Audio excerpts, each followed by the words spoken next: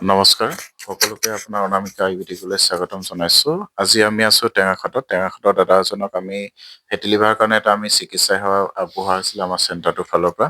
তেখেতে আমাৰ এই চিকিৎসা সেৱাটো লৈ কিমানখিনি ভাল পাইছে তেখেতে দুআষাৰ কথা আপোনালোক ক'ব, তেখেতে নিশ্চয় শুনিবচোন।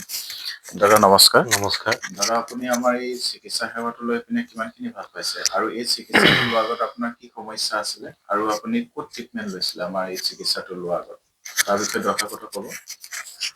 হয়, মই ডিব্ৰুগড়ত এলোপেথিকত লৈ আছিলোঁ এলোপেথিকত লৈ আছিলে, হয়। আপুনি এই চিকিৎসাটো কিহৰ কাৰণে লৈ আছিলে আপুনি ডিব্ৰুগড়ত? মোৰ প্ৰথম ফেটি লিভাৰ প্ৰব্লেম হৈছিলে। ফেটি লিভাৰ হৈছিলে, হয়। আজি কিমান দিন হ'ল আপোনাৰ ফেটি লিভাৰ হৈ থকা? ফেটি লিভাৰ প্ৰায় 1.5 বছৰ মানে হ'লগৈ। 1.5 বছৰমান হ'ল। তেতিয়া আপুনি তাৰ ট্ৰিটমেণ্ট লৈ আপুনি আৰোগ্য পাইছিলেনে? নাই, তাত আৰোগ্য হোৱা নাছিলোঁ। আৰোগ্য হোৱা নাছিলে। হয়। কিন্তু আমাৰ ট্ৰিটমেণ্ট লৈ এতিয়া সম্পূৰ্ণৰূপে ভাল নে আপুনি? এতিয়া সম্পূৰ্ণভাৱে সুস্থ এতিয়া মই সম্পূৰ্ণৰূপে সুস্থ?